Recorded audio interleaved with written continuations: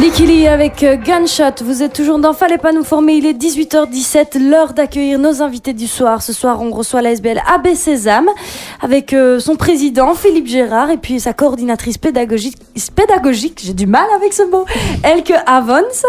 Alors, on va recontextualiser un petit peu AB Sésame. Donc, AB Sésame est une ASBL qui organise des stages de néerlandais, de français et d'anglais en immersion obligatoire pendant les vacances scolaires pour les jeunes de 7 à 16 ans.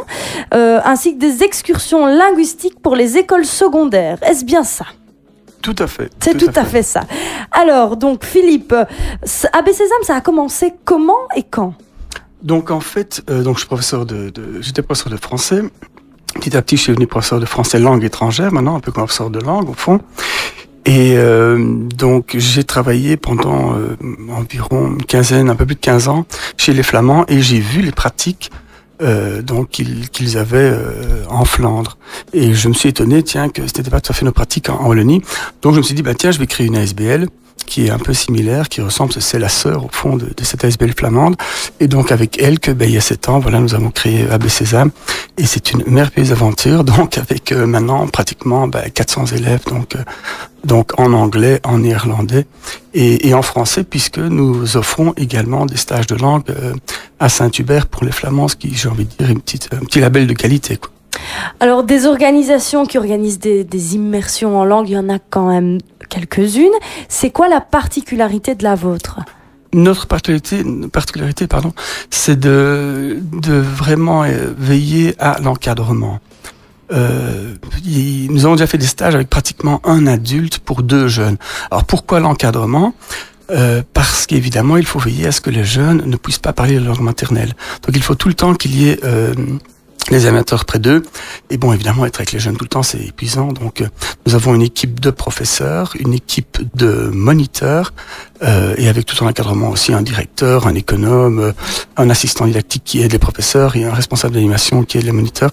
Et voilà, et donc ils ont un programme qui est assez dynamique et où, par exemple, il y a 2 heures de cours le matin, 2 heures de cours l'après-midi, espacées par le sport, des jeux, des activités ludiques, les repas, évidemment.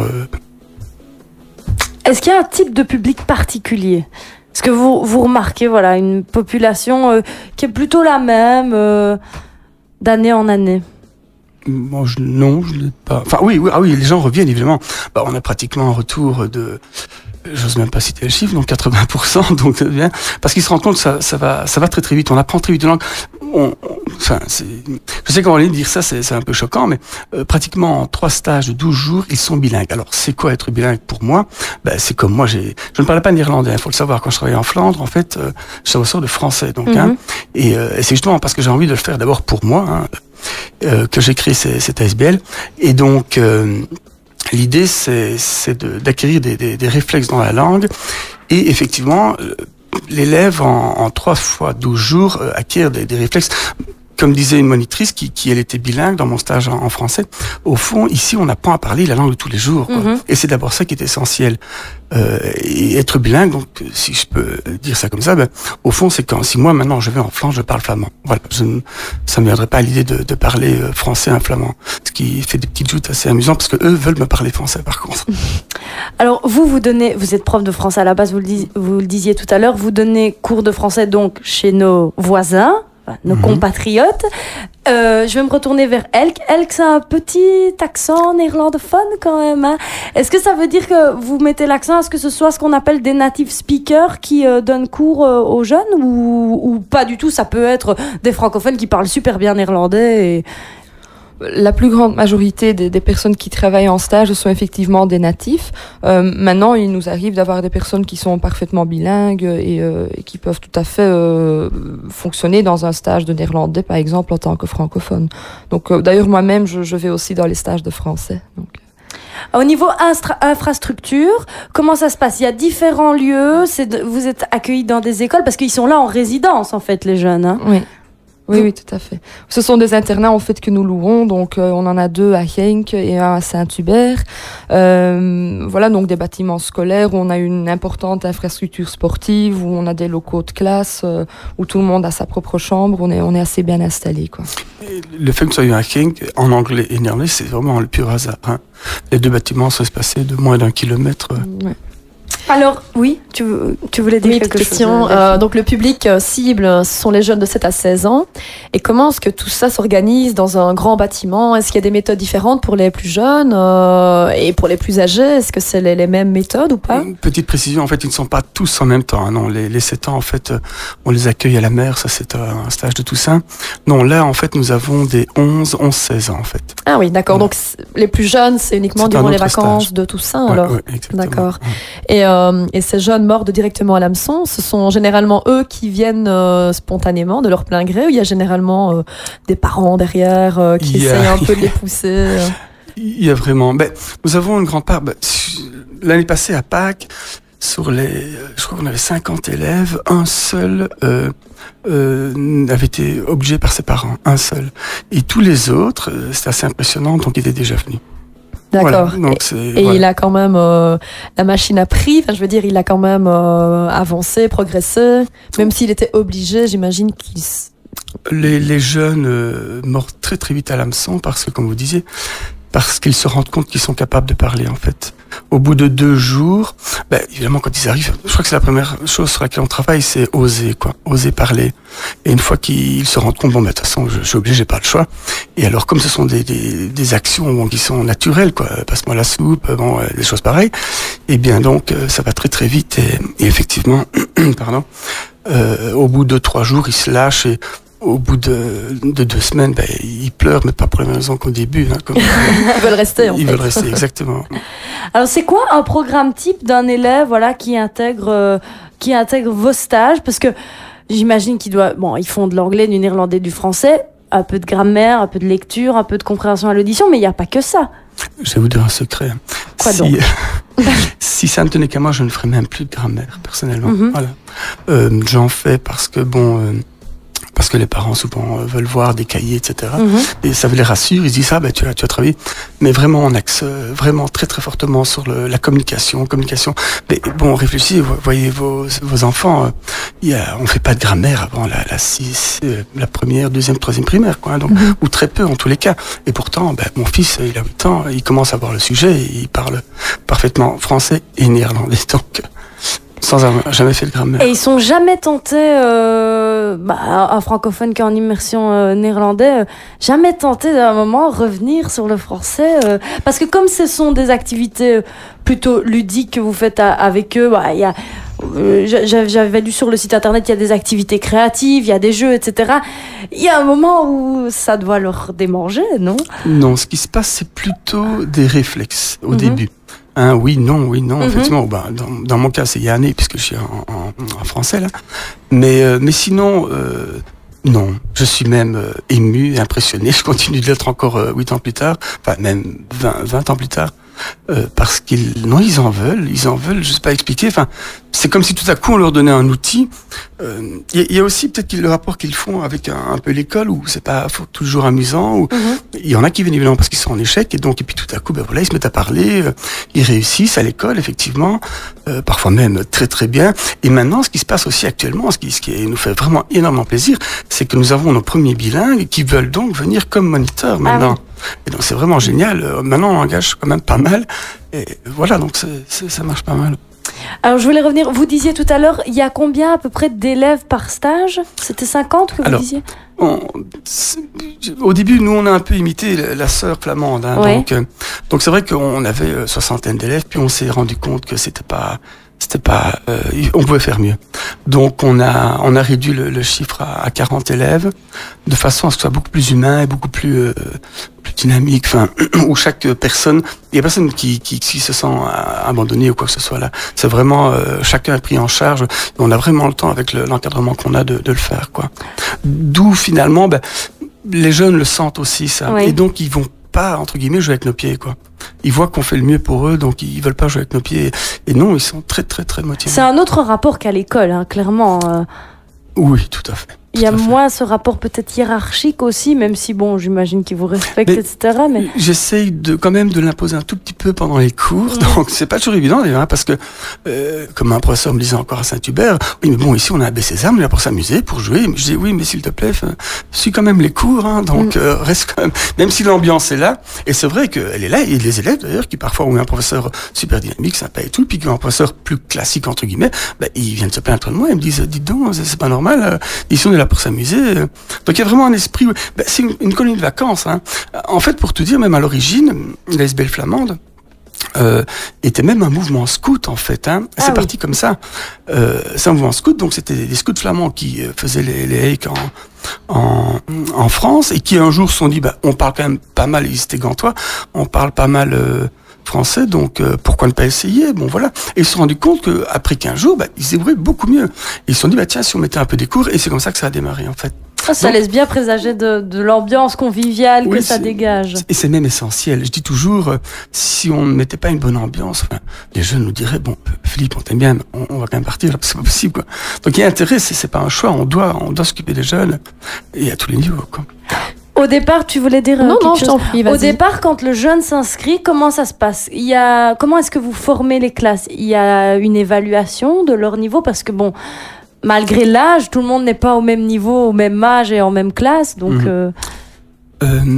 On essaie tout le temps d'innover. Hein. Ici, on a un petit peu innové, en tout cas en français, et on a donc créé un test sur un test, un peu comme Walang existe un Walang, donc pour avoir vraiment le niveau. Et on suit énormément le cadre européen qui n'est quand même pas mal fait. Et donc pour essayer de voir, où se trouve le jeune, et à partir de là, effectivement, on le classe donc en A1, A2, B1, etc. quoi, pour avoir une plus grande précision de son niveau. Et maintenant, même en français, pour vous dire, on fait même 3 évaluations, une au début, une au milieu et une à la fin. Et pour voir vraiment les progrès et voir si dans la classe ça se passe bien, si l'élève progresse, quoi. Delphine, tu voulais dire quelque chose? AB Sésame, donc c'est durant les vacances scolaires. Et durant l'année, est-ce que vous vivez toujours de ces leçons, de ces espèces de camps, le week-end ou autre? Ou bien est-ce que c'est uniquement durant les vacances? En fait, je suis bénévole dans la SBL, donc je travaille, donc je suis professeur de français langue étrangère maintenant. Donc c'est vrai que je n'ai malheureusement pas le temps, mais c'est vrai qu'on a de temps en temps ce qu'on appelle les visites de ville. Donc vous êtes peut-être déjà tombé sur des petits Flamands qui viennent poser des questions en ville à Liège, et on fait effectivement donc ce type d'activité. Ah, c'était vous? Voilà. Avec leurs feuilles. Voilà. Depuis 98 en fait. Ouais. Et donc maintenant on fait ça même sur Lille, sur Namur. Et puis alors pour les francophones aussi, on fait Anvers, Asselt. Voilà quoi, on est sur plusieurs villes.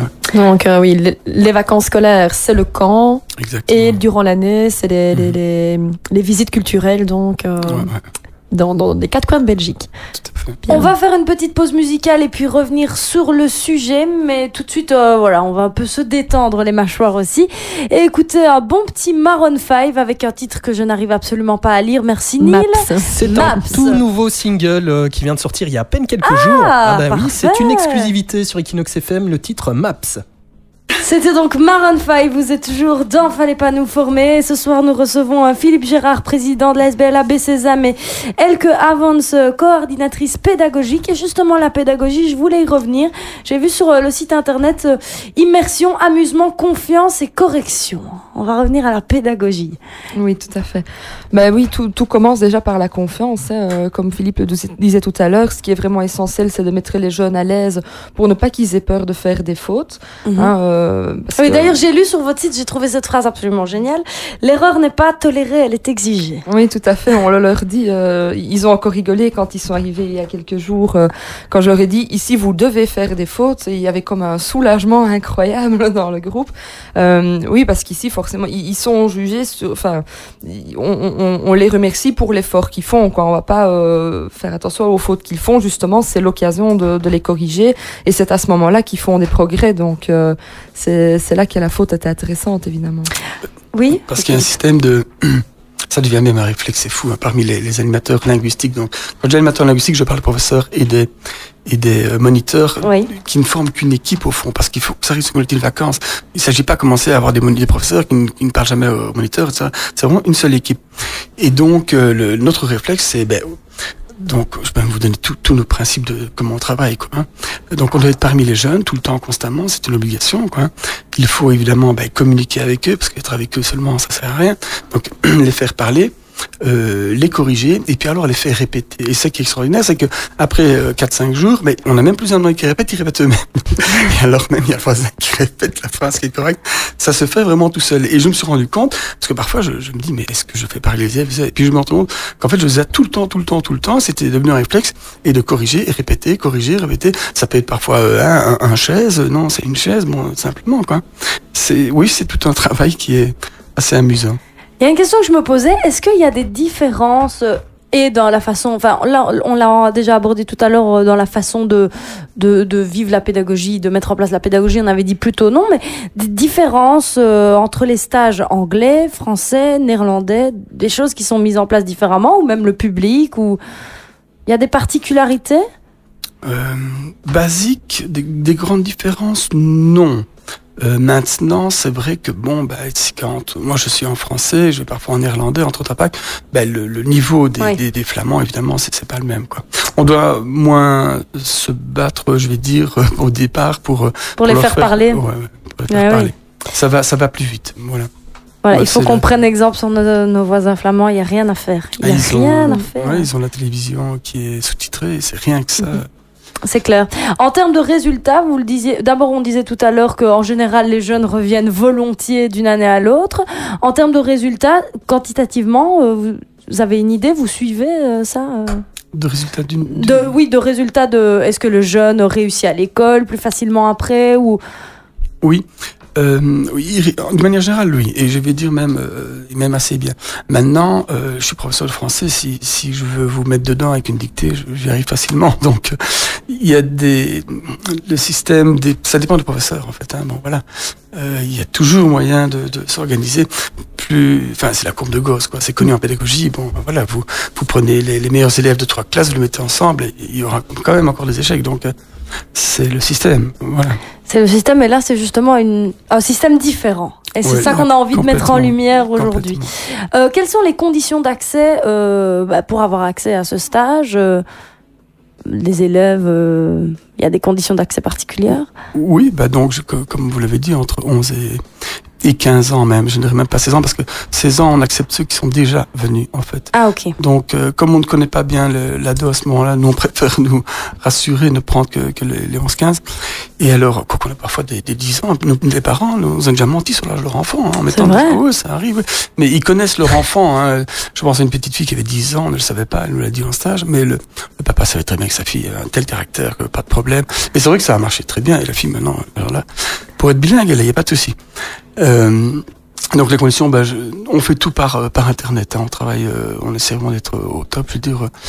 Et je crois que c'est dans les 600 € le stage. C'est peut-être un peu cher pour les Anglais parce qu'on fait venir des Américains et des anglophones, donc des gens d'Angleterre. Donc ça nous coûte un peu plus d'argent, mais sinon je pense que c'est 600. Oui. Dans le 600. J'ai vu qu'il y avait une espèce de charte sur le site internet où au bout il faut mettre j'ai lu, j'accepte. Ouais, et il faut même la signer. C'est l'élève qui doit la signer. L'élève et les parents, les deux. Oui. D'accord. Comme ça tout le monde est au fait des choses. Donc l'inscription, oui. Pour vous dire par rapport à la charte, je pense qu'en 7-8 ans, là, je pense qu'on a atteint un peu plus de 1000 élèves. Oui, on a commencé avec 42 élèves, donc il y a 7 ans, c'est 42 élèves. Et je pense que sur les 1000 élèves, plus ou moins, je pense qu'il y en a 2 qui ont, je veux même pas dire qu'ils sont renvoyés, mais qui nous ont dit, voilà, nous on a trop de soucis que pour penser à apprendre une langue, voilà. Et donc ils sont partis, quoi, je veux dire. Donc vous voyez que le pourcentage de réussite est quand même pas si mal que ça, quoi. Oui, tout à fait, c'est vrai. L'inscription, ça se passe aussi sur Internet, donc ils remplissent un petit formulaire et en avant. Ouais. Et alors aussi, j'ai vu que vous avez une rubrique job sur Internet, donc là j'imagine que vous recrutez des animateurs, des profs. Quelle qualité faut-il pour s'il y a des gens qui nous écoutent et qui se disent tiens, ça me dirait bien. La première qualité, c'est d'aimer s'amuser déjà, hein, donc faut être là pour s'amuser, et puis j'ai envie de dire de faire les choses sérieusement sans se prendre au sérieux. Je crois que c'est vraiment l'essentiel. Et voilà, sinon on recrute pas mal d'instituteurs, oui, qui ont il faut penser qu'il y a une différence entre l'âge physique, je veux dire, et l'âge mental, linguistique de la personne. Donc c'est vrai que les instituteurs sont bien adaptés, je vais dire, aux jeunes qui commencent à apprendre la langue, quoi. Hein. Donc en général plutôt des instituteurs, et alors sinon des animateurs, scouts, mutus, enfin comme moi je suis passé par là, quoi. Donc Et pour ceux qui n'ont pas de formation pédagogique, est-ce que vous donnez une petite formation ou l'autre et j'adore ça parce que je le vois encore en français. Souvent ils sont... J'ai quand même des techniques maintenant d'enseignement qui sont quand même assez rodées, je vais dire, après plus de 25 ans d'enseignement des langues. Et donc, c'est vrai que quand je peux les faire passer, les personnes ne sont pas parasitées par autre chose, je vais dire. Et donc, ils savent exactement comment fonctionner. Et je suis émerveillé souvent par des gens qui n'ont vu que moi. Parce que je montre, souvent, je l'ai encore fait maintenant en français, je passe dans les classes et je montre aux personnes. C'est vraiment c'est un type d'enseignement qui est très très pointu, qui porte même un certain nombre, enfin bref, et qui est une façon de travailler qui est très très très précise, quoi. Et là-dessus, je suis assez exigeant. Le cours de communication chez nous est très très voilà, je dis aux profs, c'est comme ça et c'est pas autrement. Là-dessus, faut être clair, quoi. Pour postuler, ça se passe aussi sur le site internet, si ça intéresse certains auditeurs. On va redonner le site internet www.abczam, avec un Z entre le C et le AM. Et qui se termine par M comme maman. Voilà. www.abczam.be. Et puis alors, vous pouvez aussi les contacter au 04 253 26 30, 04 253 26 30. Vos locaux sont situés où ? Rue Nagneau. Rue Nagneau, tous les jours de 9h à midi et de 13h à 17h. C'est bien cela ? Oui, tout à fait. Pendant les stages, on est Oui, pendant les stages, évidemment. Donc, le mieux est quand même de prendre contact par téléphone ou via le site internet. Là, vous retrouverez tout, les locaux, les heures, le numéro de téléphone, la totale, et puis un petit explicatif aussi des stages en règle générale. Là, vous êtes en stage cette semaine, donc là, pour 12 jours. Ça a commencé quand ? Le 1er juillet, c'est ça ? Le 1er, oui. Ça a commencé le 1er, ça se termine le 12. Puis on recommence le 15 jusqu'au 27, et puis... Et puis le mois d'août aussi ? Oui, et puis le mois d'août, et finalement tout ça va se terminer le 24 août, je crois. Ça vous fait pas des vacances très longues, hein, vous ? Non, parce qu'après, en plus, les écoles nous apprécient aussi parce qu'on nettoie bien après, donc... Ah, bah voilà. Je pense qu'on a bien fait le tour du sujet, Delphine, rien à ajouter ? J'ai envie d'y aller, mais je suis trop vieille. Ah bah oui, moi aussi. C'est dommage, mais on y mettra nos enfants, que veux-tu, hein ? Est-ce qu'on a bien fait le tour du sujet ? Vous voulez rajouter quelque chose ? D'où vient le nom ABCZAM ? Allez, d'où vient le nom ABCZAM ? Bah, c'est vrai, ça. ABC parce que c'était les lettres, et Sésame parce que c'était un conte oriental. Sésame, ouvre-toi vers des richesses. Voilà, je trouvais ça mignon. On est dans le conte, on est dans le ludique, dans l'apprentissage et dans le jeu, quoi. Dans le plaisir. Ben voilà qui sera donc le mot de la fin.